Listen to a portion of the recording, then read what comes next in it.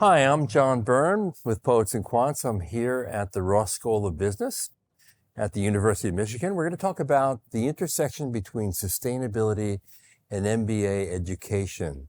So we have with us today the Dean of the Ross Business School, Sharon Matusik, and we have the Faculty Director of the Erb Institute for Global Sustainable Enterprise, Charlene Zietsma. Welcome. Thank you. Thank you. Sustainability is all the rage in business education. Sharon, is it a fad? It is not a fad, sadly. I almost wish it was a fad, but if you look at things like 2023 was the hottest year on record. There's been more billion-dollar weather-related disasters this year than any prior year. We've seen a 30% increase in the number of weather-related deaths this past year. Sadly, sustainability and the focus on how do we create a world where it's more sustainable is here to stay. And I'll also say, if you look at some of the business indicators, and I know Charlene would like to talk a little bit more about that, something like 60 billion annually is going into venture investments for climate sustainability related enterprises. And that is a real indicator that on the finance side also, people are really anxious to help us find solutions that drive a better outcome. How is Ross dealing with it? Well, I'm very pleased to say we have a very long tradition in this space. And part of it is, we're in Ann Arbor, which is named after the beautiful trees all around us. Indeed. Which you can see here in the studio. And also, we're surrounded on three sides by water. The Great Lakes are the largest freshwater reserve. Charlene will correct me if I don't get that exactly right. But so there's been a long-standing commitment to sustainability here at the University of Michigan. And one of the things that we're especially proud of is it's here in the business school, but it's also across the whole campus. So Charlene is a great example. She's in our School of the Environment and Sustainability, as well as in the Ross School of Business. So it's something that really permeates across the whole university. And we see it in our classes. We see it in our co-curricular activities. We see it in our faculty research. We see it in the executive education programs that we have. We also see it in things like the cases that we write. So the Ross School, in partnership with William Davidson Institute, has one of the largest collection of cases related to sustainability anywhere. So the cases that are developed here are being used across the globe to teach about sustainability. Charlene, Sharon spoke to some degree about the business case for sustainability. Maybe you can add on that. Certainly. First of all, let me say that if we're aiming for the business case, we're aiming too low. Really, business is here to serve society. It was invented to serve societal interests. Way back to Adam Smith, that has been a prominent theme. And we're starting to see more organizations and companies think about that more broadly. The World Economic Forum, the Business Roundtable, others are saying the purpose of business has to be thinking about what are we doing for society. And as we do more ESG reporting, that impact on society is becoming more and more transparent. And so business has to think about that. That said, the business case is also there. We have, Sharon mentioned a few of the things that suggest opportunities in the climate space. There's also lots and lots of risks that we have to think about, we have to manage, we have to price. And it means that sustainability really goes across all areas of the business. We have demand for more sustainable products and services from consumers. So marketing professionals need to have deep knowledge of sustainability. We've got workers saying we want our companies to commit to sustainable action and to do good in the world. So HR professionals and managers have to be thinking about that. We see in finance, we've got a $30 trillion market in impact investing, massive opportunities associated with that. But in addition, business really has to think about what are these emerging risks associated with climate change, with biodiversity losses and other key sustainability issues. How do we manage them and how do we price them? procurement professionals. They have to think about how do we manage risks within the supply chain? How do we de-risk them from either social issues or environmental issues? And how do we manage our decarbonization goals as well? So they have to be thinking about that with procurement. So across all of the different areas of business, this is really prominent. And strategically, the opportunities are huge. Mentioned the impact investing. But beyond that, the Inflation Reduction Act in the US has created significant opportunities, and many other jurisdictions around the world are doing very similar things. It's not just the subsidies or the possibilities out there. In addition, anytime we see massive change happening, there's massive opportunity for businesses that look to the future and come up with viable ways to adapt and respond. And so innovation is going to be key. It is key today, and we're seeing lots and lots of opportunity in that space. And luckily, we're seeing a generation of students that are keenly aware of the problems we have, the challenges in climate change, who are very eager to address these challenges, right? That's absolutely the truth. And to Charlene's points, there's so many opportunities in this space, whether it's coming up with a venture that's solving a problem in a new and different way, or, so many organizations need to have this embedded in their operations. So for students that have that orientation and that skill set, especially if it's a complement to other areas of deep expertise, the opportunities are endless for those folks to advance their career. And, I reflect on some of the conversations that we had, that and statement. So understanding sustainability and finance and accounting and supply chain, whatever your area of passion is, that combination is really powerful in terms of that first step as you launch your career, but also long-term as well, because these are unfortunately issues that are here to stay. And having a workforce that knows how to deal with these issues helps generate creative new solutions. That's a really powerful combination. Now, I know some schools are adding courses in this field. Some have added actually specialty master's degrees. Others have embedded the issue across their entire curriculum. What's your approach? I would say it's all of the above. Right. And that is one of the beauties of being at a place like the University of Michigan, where we're so fortunate in that there's something like 110 departments in the top 10 on this campus. And so that gives us the ability to really have a broad approach to these challenges. We're super excited that we did just launch an ESG concentration in our MBA program. So that gives students a chance to go deep if this is an area that they're really passionate about. But we're also really focused on embedding these kinds of issues across the curriculum and across the co-curricular experience as well.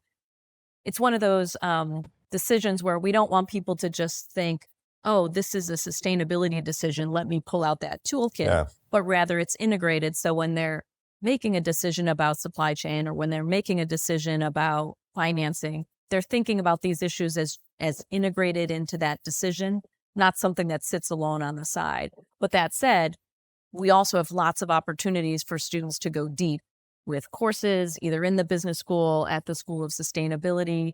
I'm also very proud of the fact that many, many deans across this campus are very engaged with sustainability. So the dean of the School of the Environment and Sustainability, along with public health, along with public policy, along with LS&A, literature, science, and arts, we're regularly talking about different ways that we can create more opportunities for our students in this space. So clearly it demands an interdisciplinary solution.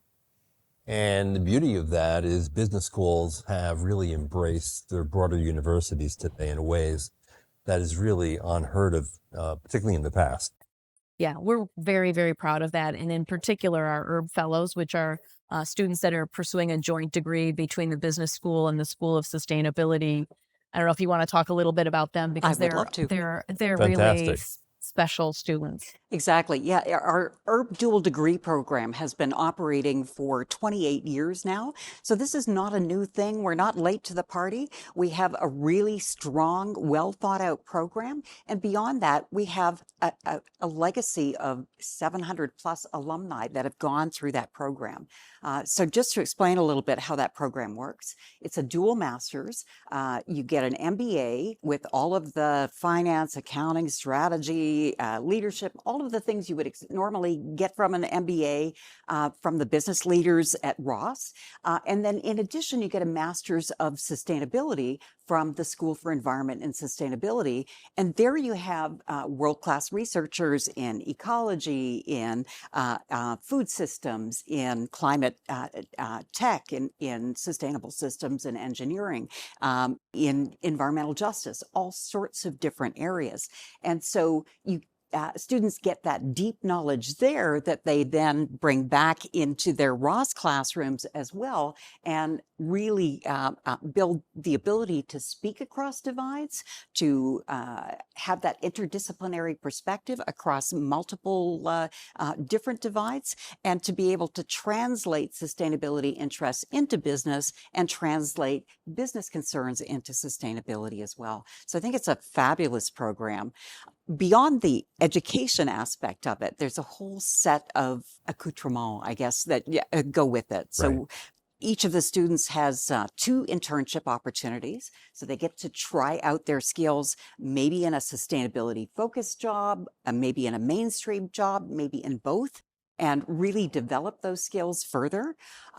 They also have impact projects that they can participate in. Some of these are partner-led, and some of these are student-led. So, for example, they might be doing a carbon accounting system, designing a carbon accounting system for a company, or they might be developing, one project was developing a recycling program for a quick service restaurant chain.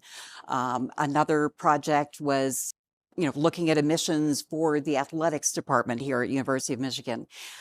Student-led projects have included things like bringing empowerment programs to women entrepreneurs in Colombia, for example. Or we had an alum who, for her impact project, developed a water wheel, which was something that eases water transportation in Africa. So it saves women's time and their necks because normally they carry the water on their heads. And this was something that after she graduated, she turned it into a venture. It's still running. Years later, she's still the CEO, but she's also sold the business. And now she looks for sustainable ventures for her Amazon. So really cool opportunities there with those impact projects and sometimes some long-term effects as a result of those.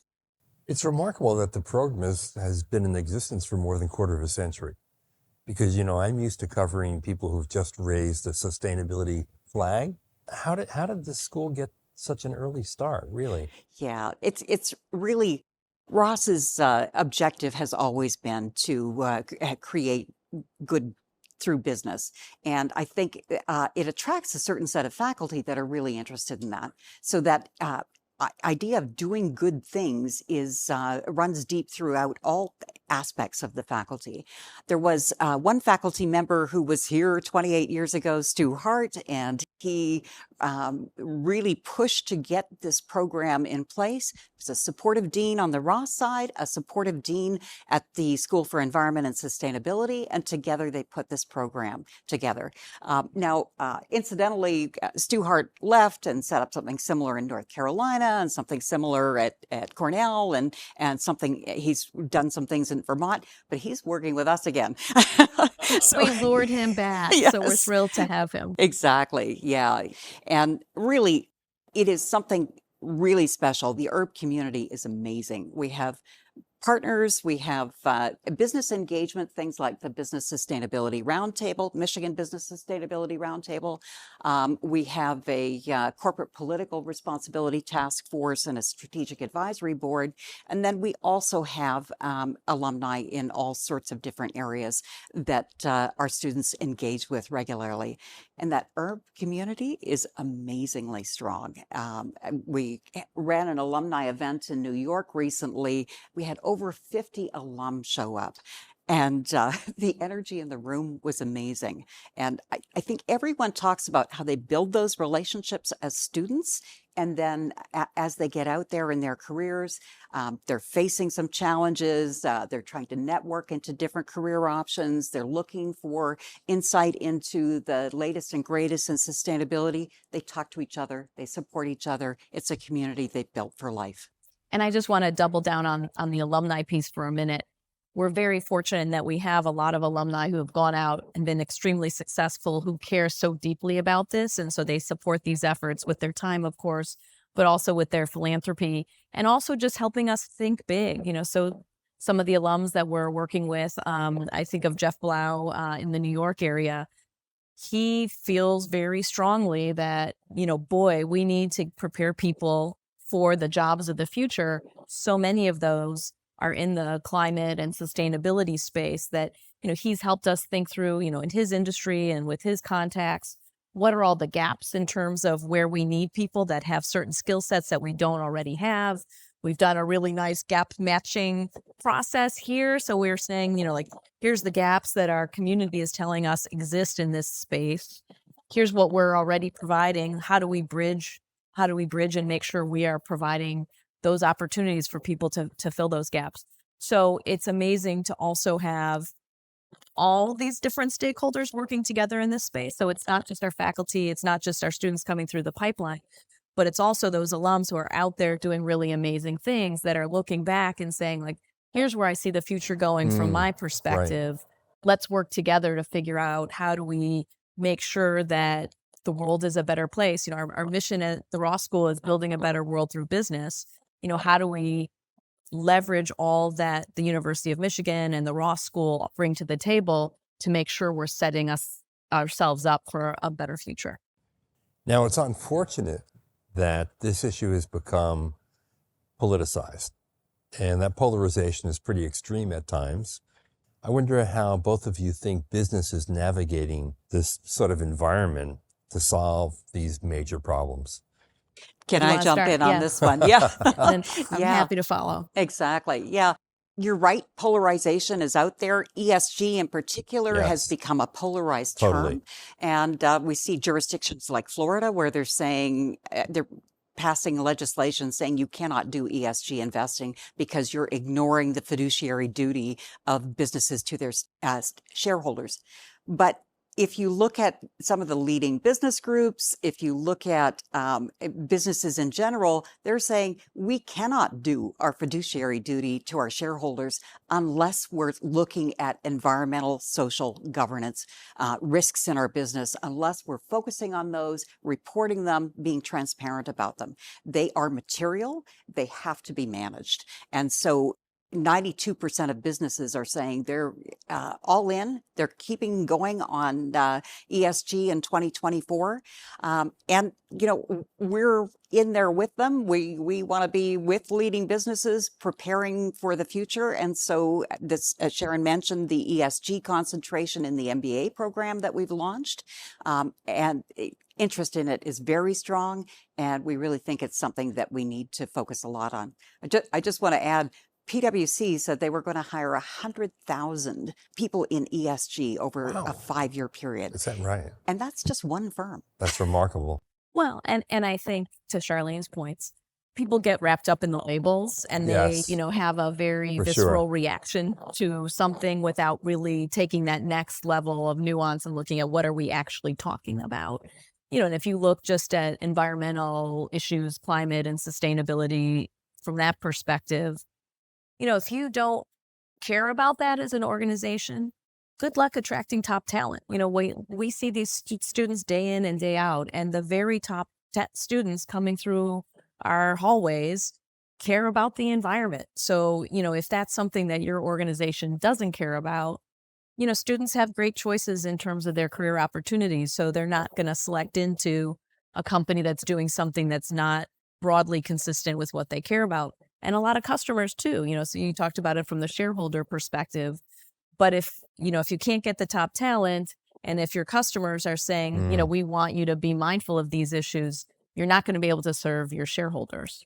And not only that, if because of new reporting requirements in many Right. jurisdictions, and these are growing, you won't even be able to access markets in those jurisdictions unless you're doing ESG reporting.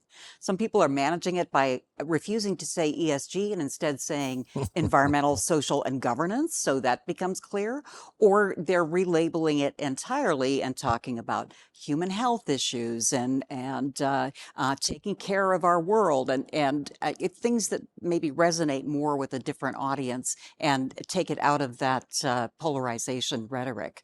Right. What is recruiting like for students who are interested in this field? Lots of opportunities. The job market for people that have this skill set has never been stronger. I mentioned some of the gap analysis we've done with some of our friends out in the corporate world. There's a lot of opportunities, and especially for those students that are the and students. So they have this focus on Right. sustainability and they have deep expertise in a particular area. You think about, so many industries, things like supply chain and sustainability in supply chain is incredibly valuable. So all of those different skill sets across business, whether it's finance and accounting on the investing side, whether it's supply chain and operations, it's how you manage your people in your organization. All of those things, understanding how sustainability relates to them, provide students with an extra set of opportunities. And then in terms of the Erb students specifically, we've seen great success with these students that have the dual degree programs. Maybe you want to talk a little bit about where they typically go. Yeah. Many of them take greening jobs, so jobs that are in consulting or in mainstream areas where they're actually bringing those sustainability skills into the jobs and helping the companies adapt. I heard from CDO that sometimes employers are saying, yes, we really need to focus on do something special for those Erb students because they have the sustainability skills that we need to move forward. And I think really the opportunity is there. I think 20% of our graduates go into consulting as a first career, and many of them go into supply chain or procurement in packaged goods or in food systems in some way. And many times you'll see that second or third job just gets greener and greener over time as they convince their companies they have to move. We like to see them as embedded change agents that can go on and help everybody manage this transition to more sustainable work.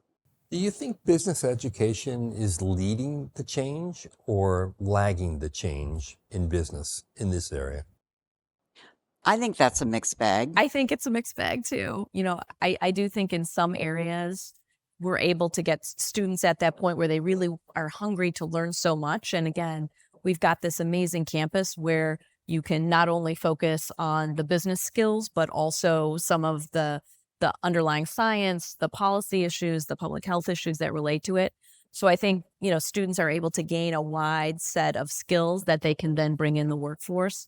I think there are certainly so many jobs in the sustainability space where they don't have the workforce to fill those jobs. Right. Yeah, and one of the great things about Michigan is, and I'm talking here about the university as a whole, but it's also very true for Ross, is this connection to the business community. So people are working on cutting edge problems. They're talking to the community. They're figuring out what are the key engineering challenges, what are the key social challenges, what are the key business challenges, and they're bringing those people back into the classroom, into events for extra and co-curricular activities to make sure our students are connected to those latest and greatest issues. I talked to, at that New York event, I talked to an alum who had just finished giving a presentation on ESG to the UN. And he was saying, if you only focus on ESG in the classroom, you're way behind. You need to connect to what's going on because this space is moving so quickly. And I think we do a really, really good job at connecting people through experiential education, through projects, through all kinds of things to those cutting edge issues so they can build those skills at the same time. And we've got experts all over campus helping with that. And I imagine connecting faculty to these problems as well, that's obviously. Right. And, just to provide a couple of details related to Charlene's comments, one of the hallmarks of a Ross education is action-based learning, this experiential learning. And so In our MBA program, we have this program called MAP, where students are spending the second half of their winter semester doing an in-depth project. And this is a real hallmark of Ross education because it gives students that ability to make decisions under conditions of uncertainty, ambiguity, with incomplete information, working collaboratively to gather whatever knowledge they need to solve a real problem. And a good proportion of those have a sustainability angle. I think, last go round, about 19 of those projects had a sustainability angle. It's worth noting that the first letter of that acronym is multidisciplinary. Yes, Right. exactly. Yes. Multidisciplinary action projects. It's a mouthful. And I Yeah. think, I know you've been participating in the Sanger Leadership Crisis Challenge. Yes. And that's something, again, bringing people in, having them experience this. You mentioned the board members that you talked to have had serious issues, have dealt with serious crisis issues, and it's amazing what kind of quality they bring into this experience for students as well. Our dual degree students have a similar applied project at the School for Environment and Sustainabilities. That one's up to 1.5 years where they're working on a particular project and really moving the needle in some aspect of sustainability. And our students have to do change projects or innovation projects in those courses to work on something they care about, but move the needle in some way with those projects. And we have lots of other classes where those possibilities are really there. That's amazing. So, Sharon, as a business educator, I wonder what your challenge is in marshaling all these resources to tackle one of society's greatest challenges. Well, luckily I have so many people to help me with that. That again is really the beauty of being here because we've got faculty doing really amazing research in this space. We've got a really phenomenal executive education function here, and we've started to offer some non-degree courses in ESG for corporate boards because, even though the term sometimes can have a political tone to it, a lot of corporate boards know that they have to deal with this in one way or another, and they don't really know what to do. So we fortunately have the kind of faculty who can help on that side. So that's really a pleasure. And then, as I mentioned, the deans across this whole campus care a lot about sustainability. So we meet regularly to think about what is the next chapter? How do we make sure that we are directing our resources not only in our individual units, but collectively as the University of Michigan to solve some of these challenges in a really pressing way. And then, as we've mentioned already, the students are a very eager and receptive audience. And I would say that they're always pushing us to do more. I mean, you hear this as much as I do. They will come. I have drop-in office hours every week down in the Winter Garden. And students come by and they say, we want more sustainability. We want more of this and we want more of that. So you really have all of the different stakeholders with a keen interest. And it's a pleasure to be on a campus like this where you do that. The opportunities are endless and it's just a matter of how do you figure out which of those items are the ones that you're going to move forward? I just want to give an example of that as well. Our Erb students have decided that every MBA student on campus needs to know more about climate change. And so they've produced last year, and they've got it happening again this year, Ross Climate Week, where they have 8 or 9 different sessions. They invite alumni speakers, experts in different areas, and they invite everybody to come in and get educated on what every MBA needs to know. And really, I think it's been highly successful. I've been to those events. They're packed, and it's not just the food. It's certainly been really wonderful to see that happening from our students. And I would say also, I think there's a real desire to impact people beyond just our boundaries. And I think that there's an event that's coming up that Charlene's working on called the Climate Cap Summit, where we're bringing MBA students from all across the globe here to talk about some of these issues. So, getting beyond just our immediate community, but using all of our networks and all of our energy to help impact change more broadly. And then I briefly mentioned some of the case writing that we do here through our partnership with the William Davidson Institute. There's just such a rich collection of cases that are written by our faculty that are available for the whole world to use. And so, that's a real focus also, is getting beyond just our community and impacting the world more broadly. Now, Charlene used an interesting phrase to me, embedded change agent.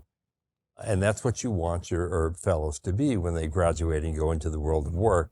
It's sometimes lonely to be a change agent in an organization, even one that believes in the need for making changes to address ESG issues. What do you do with your students to help them actually succeed as change agents? Change is hard. Change is always hard. And lots of people hold on to the past as long as they can. And our embedded change agents then are people, we want to give them the tools, the skills to be able to go out there to frame things in ways that people can hear, to work across different divides, to map the whole system so they understand the systemic aspects of the problem. And we give them so many projects that they can try a change agency with. They can try it, they can fail, they can learn, they can try again, and all the time they've got a supportive community around them. And so I regularly invite alumni speakers into my classes to talk about the changes they've made in the world. And invariably I ask them, how do you protect yourself as a change agent? How do you make sure that you're feeling good all the way along? Because it can feel like you're hitting your head against a brick wall. And what they say is they rely on the Erb community actually to help them. So I've heard it from every one of them where they say, I've got people I talk to, I've got my network. It's really good for ideas, for best practices, for network connections, for job help, for moral support. Everything they need, they go to the Erb community and they can find somebody who can talk to them. They actually have an email list that they all share and talk back and forth to each other all the time. And what I find powerful too is, your comments really underscore the importance of that social science orientation. I think it's easy to think about this from a purely technical standpoint, what are the resources we need to get from A to B on something that's improving the sustainability of supply chain or something like that. But there is a real social science aspect in terms of being a change agent. There's lots of research on collective action, how you impact change. And the program allows us to introduce those concepts to students so they have that intellectual foundation beyond, it's the community, but it's also understanding, how do you engage in these different kinds of activities? How do you use narratives? How do you use storytelling? Using that to make the case beyond just the technical aspect. So I think that's a really powerful component as well. In fact, experts say we have all the solutions we need today to enact climate change. We just don't enact them. And so, understanding this change management as a means of bringing some of these solutions out into the world, changing practices, and making sure that we were building a better world for thriving, for human health, for social support, to make sure that beneficiaries across all different groups are gaining the benefits of our business, our innovation, our social action. You know what I love about our conversation? How optimistic the two of you are. No, seriously. We live in a time where pessimism seems to pervade every discussion. And yet, both of you are incredibly upbeat and positive about our ability to make these changes that are very hard and will be very difficult in the future. But I don't sense any holding back. This is the joy of working at a university day in and day out. Our students are so talented. When they come in the door, the accomplishments they already, undergrad as well as grad, they've done amazing things, just enough to not be deterred by all the obstacles that I sometimes think, when you get to mid-career, you look at a situation, you're going, oh, there's some roadblocks there, and there, how are we going to get around those? When you have these really talented young people, they don't necessarily know what all those roadblocks are, and they're really entrepreneurial. And so sometimes they just come up with a solution because they don't know that it's been tried before and failed. They just approach it from a slightly different way. So I love being part of a university and being around, all that positive energy and just, unconstrained views of what the future could be. Totally support that. Yeah, really, really enjoy the energy in the environment and the very capable and excited students we have. Beyond that, I've been researching how do you make big system change for the last 30 years. I know that you don't get change when people are depressed, that you can use fear to motivate, but it doesn't last very long. People get cynical, despairing, they don't do anything. And hope is actually a major motivator. And so I try to be hopeful myself. I try to make sure that the people I talk to are hopeful. And I think you can see this pervading the whole climate change action group now too, where we're starting to understand that we have to have hope. The only way we get hope is when we work together and when we see the possibilities for action together. And when you think about an entrepreneurial mindset, where others see, the entrepreneur sees opportunities where others Right. see challenges. And so having that mindset of, okay, here's what the problem is, what's the other side of that? What's the opportunity? Absolutely. Sharon and Charlene, thank you so much. This was a I think pleasure. You've given a lot of people hope out there today. Excellent. Thank you very much. Thank you Really very much, appreciate it. John. And for all of you out there, thanks for watching. This is John Byrne with Poets and Quants.